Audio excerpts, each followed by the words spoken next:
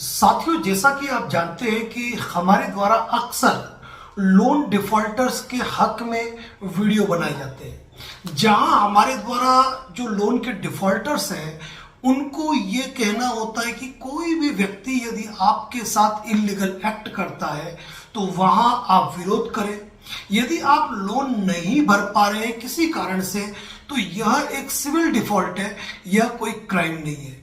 और हम यह भी सजेशन देते हैं कि जहां तक संभव हो आपको लोन भरना चाहिए, क्योंकि लोन भरना आपकी अच्छी सिविल और ट्रैक रिकॉर्ड को बनाता है। लेकिन ऐसी स्थिति में जहां आप एक लोन को चुकाने के लिए दूसरे लोन और दूसरा लोन चुकाने के लिए तीसरा लोन ले चुके हैं और इसी तरह करते आपके यदि 5, 10, 15, 20, 25 मल्टीपल लोन हो चुके हैं जिनकी ईएमआई आप भर नहीं पा रहे हैं, ऐसी स्थिति में जब आपके पास लीगल नोटिस आता है, जब आपके पास पुलिस के नाम से फोन आते हैं, वकील के नाम से फोन आते हैं, आर्बिट्रेशन के नाम से फोन आते हैं, कोर्ट के समन आते हैं, वकील के नोटिस आते हैं, तब आप किसी भी एडवोकेट से मिलते हैं तो वह एडवोकेट आपसे एक ही बात कहता है कि आप लोन के डॉक्यूमेंट दीजिए।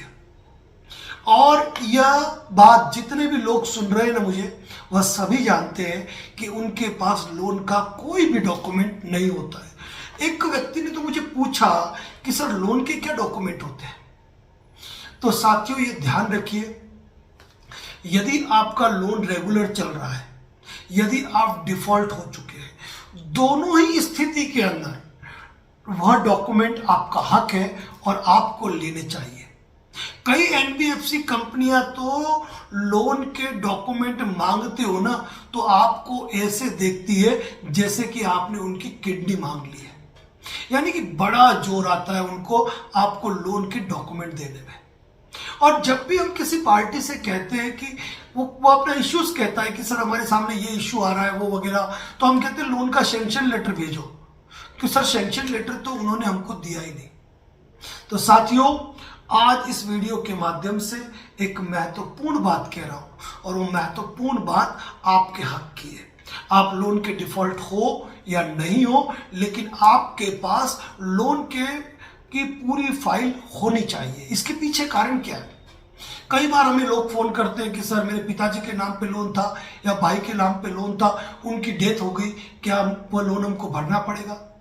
साथियों, कोई भी एडवोकेट आपको हवाई बातें नहीं करेगा और हवा में सजेशन नहीं देगा, क्योंकि बिना डॉक्यूमेंट्स को देखे ये चीज क्लियर ही नहीं हो पाती है कि क्या सजेशन देना चाहिए। इसीलिए सबसे पहली बात आप ये ध्यान रखिए कि आपने किसी भी बैंक या एनबीएफसी से लोन लिया है, आपके पास लोन का सेटलमेंट लेटर होना ही चाहिए और लोन का सेटलमेंट लेटर आपको लेना चाहिए। अब बात करते हम कि मान लीजिए आपने किसी कंपनी से लोन लिया। अब उस लोन को लेने के लिए आपने सबसे पहले लोन का एप्लीकेशन फॉर्म भरा है। उस लोन के एप्लीकेशन फॉर्म भरने के साथ आपने अपने ID proof, address proof, income tax return, अगर सिक्योर्ड लोन है तो प्रॉपर्टी के डॉक्यूमेंट वगैरह, गारंटर है तो गारंटर के डॉक्यूमेंट, ये सारी चीजें आपने बैंक को दी है। यदि सिक्योर्ड लोन है तो बैंक ने आपकी लीगल कराई है, लीगल कराने के बाद प्रॉपर्टी की वैल्यूएशन रिपोर्ट कराई है, और ये सारे प्रोसेस होने के बाद जब लोन जारी होता है ना तो सैंक्शन लेटर आपको साइन कराया जाता है।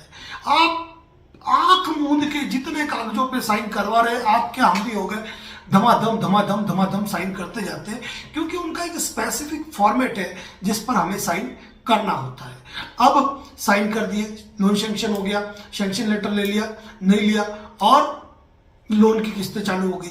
अब कुछ समय बाद होता है कि किसी कारण से आपको डिस्प्यूट लगा, यानी आपने जो ईएमआई कही वो ईएमआई नहीं थी, आपने जितने का लोन मांगा उतना लोन नहीं था, प्रोसेसिंग फीस ज्यादा काट ली गई, रेट ऑफ इंटरेस्ट ज्यादा लगा दी गई, तो ये सारी बातें बाद में बेईमानी साबित होती है।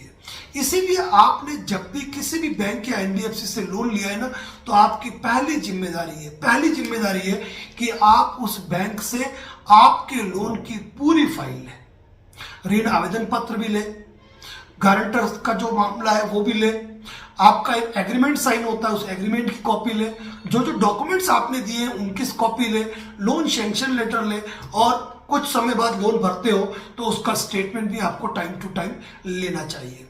अब बात ये आती है, कई लोग कहते हैं कि सर हमने तो ऑनलाइन लोन लिया है, एप्लीकेशन से लोन लिया है, तो उस एप्लीकेशन के अंदर भी बहुत सारे बॉक्सेस भरे होते हैं जहां साइड में जाकर आप लोन से संबंधित डिटेल जो होती है ना उनकी प्रिंट आउट निकाल सकते हो। साथियों, लोन अगर एप्लीकेशन से लिया है तो बहुत ही सावधान हो जाए, क्योंकि एप्लीकेशन भविष्य में बंद हो जाएगी, आपके पास कोई डॉक्यूमेंट नहीं रहेगा, आप साबित ही नहीं कर पाएंगे कि आप सही है और बैंक या एनबीएफसी या एप्लीकेशन गलत है। इसीलिए अगर एप्लीकेशन से भी लोन लिया है तो जितने डॉक्यूमेंट डाउनलोड कर पाओ उनके प्रिंट आउट निकाल के जरूर रख लेनी चाहिए। साथियों, लोन सैंक्शन लेटर आपके लोन का एक महत्वपूर्ण आधार है।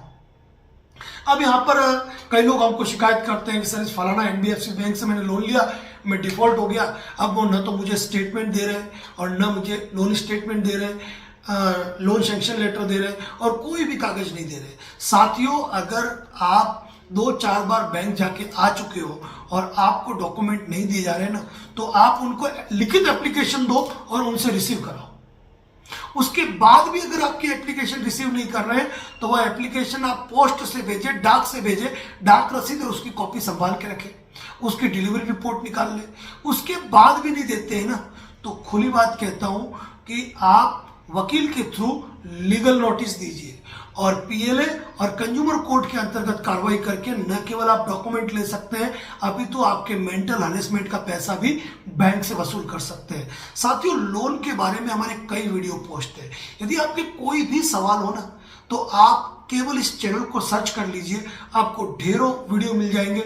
आपको कोई कॉल बुक करने की आवश्यकता नहीं है, लेकिन उसके बावजूद भी किसी विशेष मुद्दे पर यदि आप हमसे बात करना चाहते हैं तो मैं ये कहूँगा बिना कॉल बुक हुए बात नहीं हो पाएगी, क्योंकि किसी व्यक्ति पर अगर मल्टीपल लोन है या कोई एक लोन है तो उसकी पूरी डिटेल जानकारी लिए बिना कोई सजेशन देना उचित नहीं रहता है, और उसके लिए कॉल बुक करना जरूरी इसलिए है क्योंकि उसके लिए घंटा 1.5 घंटा भी सलाह मशवरा किया जा सकता है फोन पर। साथियों, लोन यदि आपका डिफॉल्ट हो चुका है तो आप ये तरीका ना अपनाएं कि एक जगह से उठाएं दूसरे को दे, दूसरे से लें तीसरे को दे। इस जगह आप उचित कानूनी विकल्पों का इस्तेमाल कर सकते हैं, और किसी भी फर्जी पुलिस वकील के नाम से फोन आए ना तो घबराने की जरूरत नहीं है। ढेरों वीडियो है, देखेंगे तो सारे मन के कंफ्यूजन आपके दूर हो जाएंगे। साथियों, लोन के डॉक्यूमेंट यदि आपने आज तक नहीं लिए ना, सबसे पहले लोन के डॉक्यूमेंट लो, क्योंकि बैंक आपकी फाइल कंप्लीट करती है, आपको एक लीगल नोटिस भी देती है ना, तो उस लोन की फाइल में अटैच करती है। वो कल इतनी बड़ी फाइल पेश करेगी, जब वो कार्रवाई करेगी और आपके पास कहने को लोन सैंक्शन लेटर भी नहीं होगा तो आप कैसे कार्रवाई कर पाएंगे। साथियों, लोन यदि आप डिफॉल्ट हुए हो तो लोन का सेटलमेंट करा सकते हैं, लोन को रिस्ट्रक्चर करा सकते हैं, लोन की ईएमआई को कम कर सकते हैं, लोन का मोरेटोरियम ले सकते हैं। उसके अलग अलग नियम और शर्तें हैं जिनकी संपूर्ण जानकारी हमने इस चैनल पे पोस्ट कर रखी है। यदि बैंक आपके खिलाफ कार्रवाई करता है section 25 payment and settlement act के अंतर्गत, 138 एनआई एक्ट के अंदर आर्बिट्रेशन के अंतर्गत, या फिर रिकवरी सूट फाइल करता है, या फिर सरफेसी एक्ट की कार्रवाई करता है, तो उस मामले में भी आप अपना बचाव किस तरीके से कर सकते हैं और किस तरीके से आगे का प्रोसेस कर सकते हैं, उसकी संपूर्ण जानकारी हमारे इस चैनल पर मौजूद है। इसके बावजूद भी बात करना चाहते हैं तो कॉल बुक करके बात कर सकते हैं। बाकी तो मैं यही कहूंगा, चैनल विजिट कर लीजिए, आपको हर सवाल का जवाब इसी चैनल पर मिल जाएगा। धन्यवाद। जय हिंद, जय भारत, जय मेवाड़। चैनल को सब्सक्राइब करें क्योंकि ऐसी रिलेटेड पोस्ट हम करते रहेंगे। धन्यवाद।